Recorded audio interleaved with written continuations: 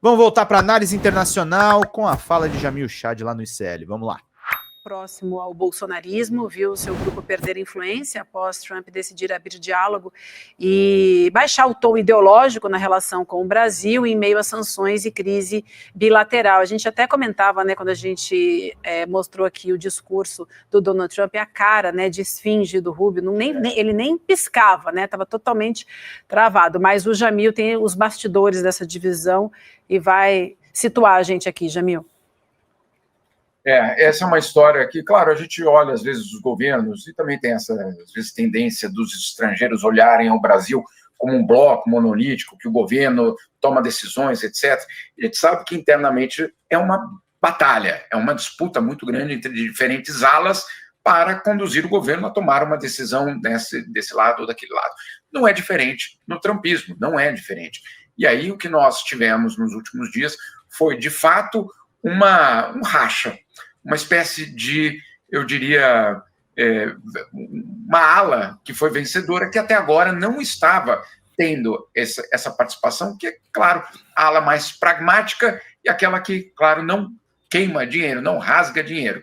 Por isso, justamente, foi reaberto, eu diria foi aberto pela primeira vez, um canal de diálogo que pode levar a esse encontro telefônico ou um encontro presencial entre Lula e Trump. Mas, é aí que você está colocando, Vivi, do lado da base mais radical de Donald Trump, há uma incompreensão.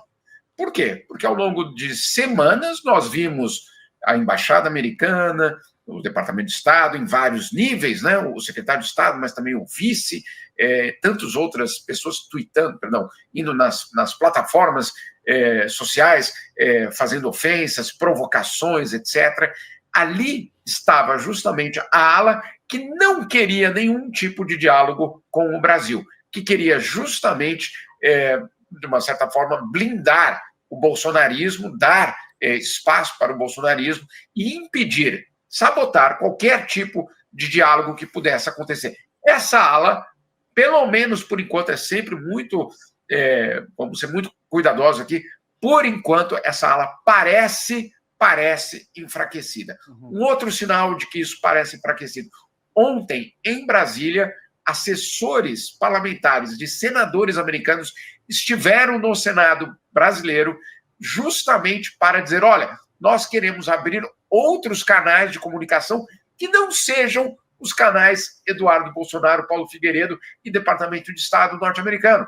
Queremos, e olha só, assessores, inclusive, de republicanos. Olha isso, César. Né? Quer dizer, não é só a ala democrata, que, claro, está indignada, etc., mas, inclusive, assessores de um senador republicano que foi até Brasília, esteve justamente com os senadores brasileiros para falar que tal se a gente abrir também diálogo, na verdade, canais de comunicação fora do bolsonarismo. Então, isso tudo revela que, sim, existe um embate interno no governo americano, que esse embate interno, pelo menos por enquanto, tem deixado o Marco Rubio, vamos dizer assim, escanteado. Não sei se vocês perceberam, mas as plataformas digitais da Embaixada Americana e de outra ala ali, basicamente ligada ao Marco Rubio, em absoluto silêncio desde terça-feira. Nada, nenhuma mensagem, absolutamente nada. E eles estavam tuitando 2 a 3 vezes por dia. Atualmente, 0. Jamil, tem esse debate hoje, a gente sabe que o chanceler brasileiro, o Ricardo Mauro Vieira, está organizando a conversa entre o Lula e o Trump. Parece que o que está sendo definido é a pauta, é o formato, como é que vai ser, se vai ter vídeo. Parece que já está, queria ouvir o Jamil, ele acompanha isso de muito perto. Eu conversei com uma fonte no Itamaraty que me disse também que a coisa vai acontecer. Tá? O que está sendo definido é a pauta e que me parece que já também está decidido que vai ser remoto. As pessoas estão tentando entender se vai ter vídeo, se vai ser só áudio, como é que isso vai se produzir. O Jamil eu sempre digo, o cara é uma sumidade no que diz respeito ao funcionamento da sociedade internacional. Pouquíssimas pessoas no mundo têm o nível de experiência e de conhecimento que você tem no que diz respeito às relações internacionais. Eu queria te ouvir. Qual que é o teu posicionamento? Se estivesse falando diretamente com o Lula, o que você aconselharia? Faz a conversa, quais temas devem ser trabalhados, vai ter vídeo, não vai ter vídeo, é só áudio. Queria ouvir um arrazoado do teu posicionamento a respeito dessa questão. Senta, gente. Olha, diálogo sempre é importante. Desde que não seja, por exemplo, o diálogo que foi mantido ontem, anteontem, perdão, não sei se vocês acompanharam, entre o Milei e o Trump lá na ONU. Absolutamente humilhante para o Milei. Basicamente, o Trump dizendo, olha, esse é o nosso homem, né? Esse é o nosso cara, esse é o meu representante na América do Sul, eu endosso ele. Como assim que endossa? Não é você que tem que me endossar, é o povo do meu país que vota ou não vota. Quem é você para me endossar? Então, diálogo, sim, sempre, nas relações internacionais, ela sempre acontece. Minha experiência aqui, César, mostra que, mesmo naqueles momentos mais dramáticos, os canais nos bastidores estavam sempre abertos para, por exemplo, iranianos, israelenses, americanos, sírios, russos. O diálogo sempre acontece mesmo nos momentos em que publicamente parece que eles estão absolutamente bloqueados. Eles podem estar bloqueados, mas a tentativa de diálogo é o único caminho. O outro caminho é, obviamente, beligerância talvez econômica, comercial, financeira. Não precisa ser a bomba cair na capital, não é isso, né? A beligerância nas relações internacionais. O que é que está em jogo para os americanos? Também mercado, sem dúvida nenhuma. Ou eles não acham, ou você acha, César, que eles não estão vendo que essas atitudes não só estão levando a popularidade do presidente Lula, como tem chinês assim, ó. Opa! Né? Vai cair no nosso colo.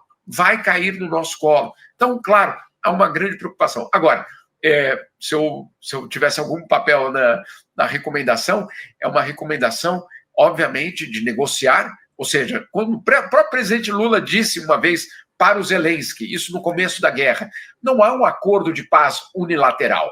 Não existe isso. Né? Aí é uma imposição. Um acordo de paz, ele envolve sim ceder, ele envolve sim dizer, olha, eu tenho isso aqui para oferecer, te interessa? Né? Então, sim, chegar a essa reunião com algo a oferecer que, obviamente, não significa, em primeiro lugar, um questionamento da soberania brasileira.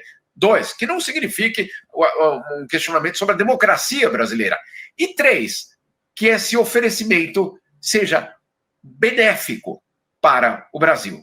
E não como fez Jair Bolsonaro em 2019, que chega lá com o Trump e oferece abertura do mercado de trigo para os Estados Unidos, desmontando um dos pilares principais do Mercosul, que era o comércio justamente de trigo, de cereais, dos nossos companheiros aí vizinhos para o Brasil. O Brasil desloca os nossos vizinhos para dar mercado aos americanos. Ponto número 1.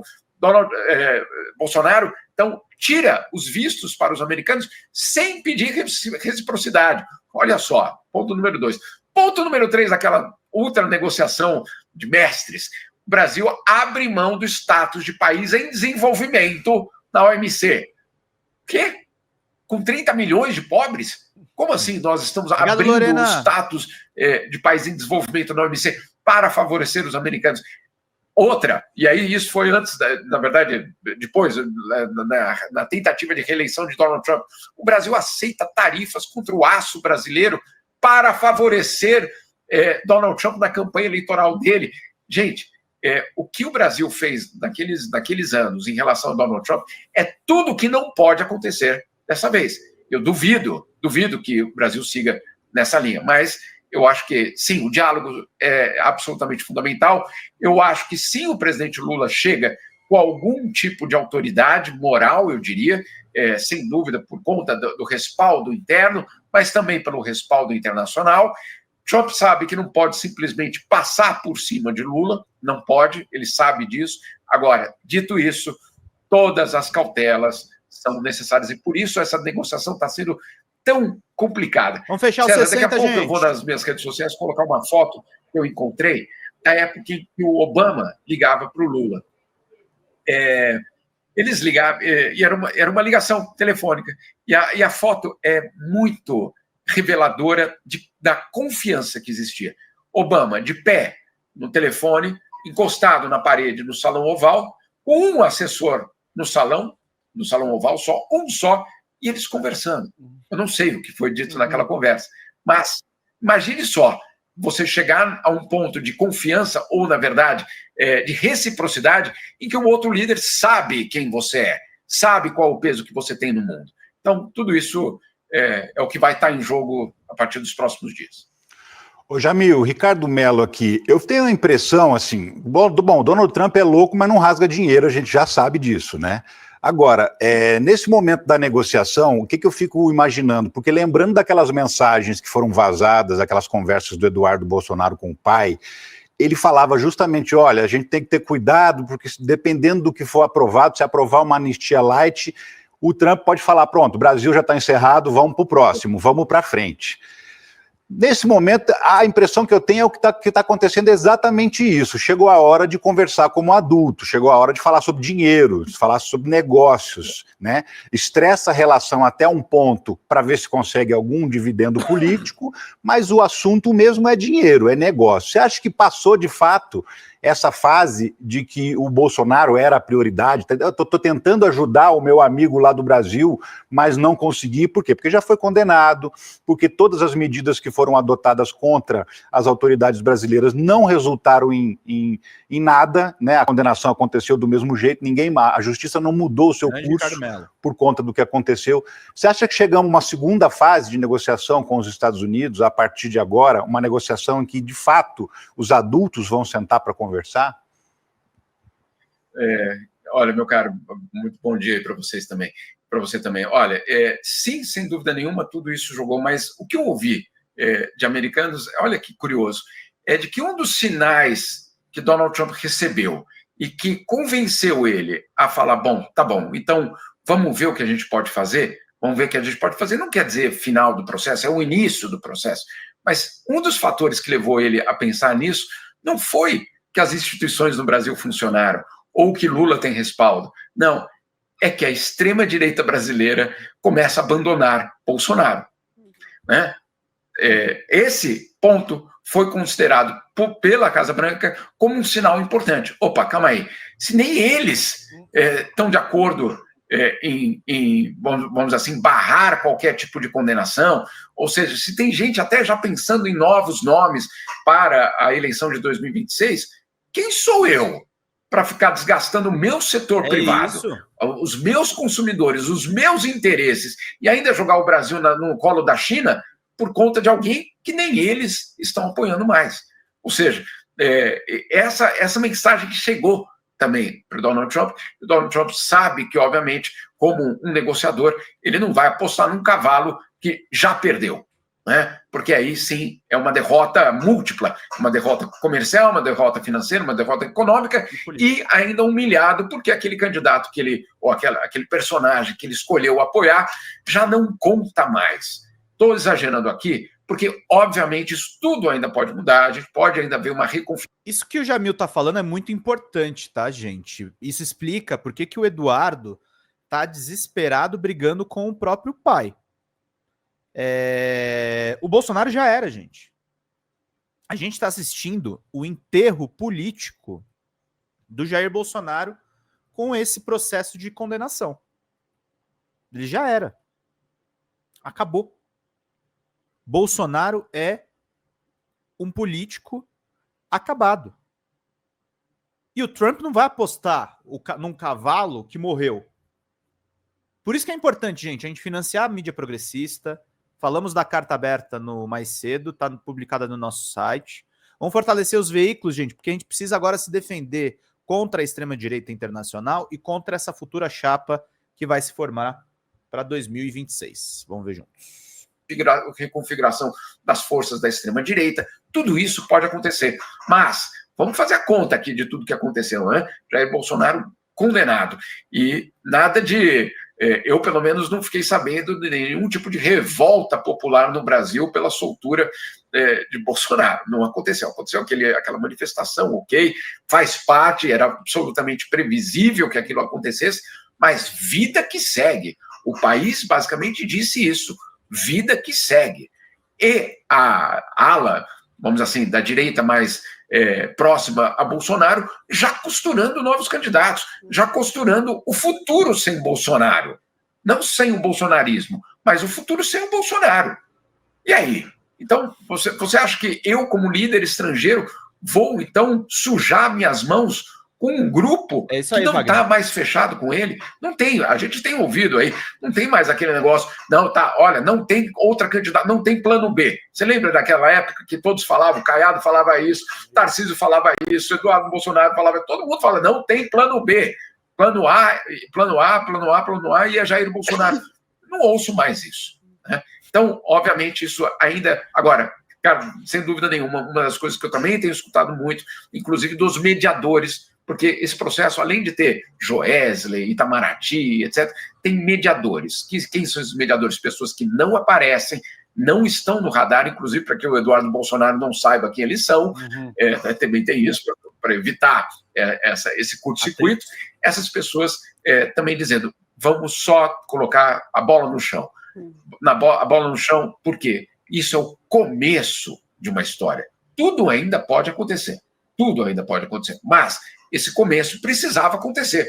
Então, vamos ver, a partir desse diálogo, o que pode surgir. Não acredito, sei lá, terça ou quarta-feira, quando acontecer essa reunião, vai ser uma virada de página na história dos dois países. Não. Inclusive, como você tem colocado, porque do outro lado tem alguém ultra imprevisível. Se ele não gostou da reunião, se ele achou que foi maltratado, se ele achou que isso ou aquilo, etc., pode rever tudo. Olha o que ele está fazendo com a Ucrânia e Rússia. De repente, o Putin não é mais o grande amigo, né? Então, tudo isso a gente precisa levar em consideração. Como é que é? Precisa fazer o quê? Colocar a bola no chão? Bola Jamil? no chão. É? Eu fui falar, a hora que eu falei isso... já se arrependeu. Sabe aquelas frases que você vai falando e vai pensando, isso vai aí... Se arrepende na hora, né? Ô, Jamil. Tá falando com uma jornalista esportiva também, né? Imagina que eu não ia pegar. Eu sei, inclusive, contra-ataques são mortais, né? Inclusive no Morumbi. Mas, enfim, deixamos isso para outro. Uma notícia que o Jamil Chad acabou de postar, tá? Brasil e dezenas de diplomatas abandonaram a sala da Assembleia Geral da ONU diante do discurso do Netanyahu, tá? A questão da militância antisionista na ONU tá um pega pra capar. Gente, 60 pila, vamos fechar aqui essa meta, turma, falta muito pouco, vamos lá. Na linguagem popular, o pessoal diria que o Trump disse, cê é louco, não compensa, deixa pra lá. Jamil, vou me despedir de você. Vamos ver que tem muita cautela ainda, muita cautela. Vou me despedir de você, tá? Bom final de semana, fique tranquilão aí, tá? Melhores dias virão. Olha, tá bom? Beijo, lindão. Melhores dias. Posso só fazer um anúncio aqui que daqui a pouco vai acontecer? Netanyahu vai subir ao púlpito ali da ONU para fazer o seu discurso daqui a 20 minutos. E aí a grande expectativa é saber quantos ficarão na sala para ouvi-lo. Então, aguardem daqui a pouquinho, daqui a 20 minutos, ele sobe ao púlpito, lembrando que o avião dele, para ir de Tel Aviv a Nova York, quem talvez leu minha matéria viu, que fez um contorno pela Europa para não sobrevoar nenhum território europeu, principalmente daqueles que prometeram o quê? Colaborar com o Tribunal Penal de Haia, porque imagine só se o avião dá algum problema e o avião precisa pousar, por exemplo, em Madrid. Ele teria um problema muito sério. Então, ele contorna, ele ganhou, na verdade, mais 600 quilômetros na viagem para chegar em Nova York para não fazer isso. Só que ele vai chegar em Nova York, já chegou em Nova York, daqui a 20 minutos está no púlpito da ONU, e a grande questão é quantos ficarão na sala para ouvi-lo. Acompanhem. Como eu recebi de um embaixador lá, assistam e aprendam. Vamos ver o que é isso. Se parasse o avião dele na França, ele ia ganhar um bracelete eletrônico. Lá é bracelete, né? Tornozeleira, é bracelete. É importante que esteja completamente esvaziado, Viviane. Que nem a última. Não tem absolutamente ninguém no ambiente para que ele sinta. Alguma coisa sempre vai ter, porque ele tem o apoio dos Estados Unidos, mas assim, é importantíssimo isso que o Jamil chama a atenção. É muito provável que isso aconteça. Na anterior já aconteceu esse esvaziamento. Bom dia, Diti. Mas vamos... Argentina, Paraguai, El Salvador, esses estarão. Mas são 194. Vamos ver dos 194 quantos estarão. Fala pessoal da Folha Democrata, aqui é Pedro Zambarda, editor do canal, falar um pouquinho a respeito da necessidade de vocês financiarem a Folha Democrata. Gente, a Folha Democrata é financiada através de um Pix chamado Folha Democrata, é o endereço do Pix, né? folhademocrata@gmail.com. Nós precisamos do nosso jornalismo financiado por vocês que são do nosso público, porque nós passamos vários perrengues aqui com o YouTube, vocês sabem muito bem. E mesmo assim, graças a essa comunidade muito unida, a gente conseguiu fazer lives históricas, acompanhar praticamente ao vivo a campanha do Guilherme Boulos, trazer informações exclusivas a respeito de Gustavo Gayer, de Olavo de Carvalho, de todos os bolsonaristas, combater as fake news e tudo o que a gente acompanha. Por R$80 no nosso Pix você ganha um curso de roteiro para série, o que é muito importante se você é artista, roteirista, se você lida com essas práticas da economia criativa. Outra forma de você colaborar também é se tornando membro aqui do nosso canal. Isso é muito importante para você fazer as suas atividades por aqui, porque você tem acesso a vídeos exclusivos e nós temos um curso de jornalismo básico para você poder acompanhar a partir de R$5, que é ministrado por mim. A gente tem aí quase uma dezena de aulas e muito conteúdo para você poder acompanhar. Meus caros, minhas caras, financiem o jornalismo independente, financiem o jornalismo que se posiciona à esquerda, financiem o jornalismo na internet, que traz informações confiáveis, checadas, que cruza informações e que trata você, que é o nosso público, de uma maneira muito séria. Vida longa e próspera, gente. Cuidem dos seus. Até mais. Tchau, tchau.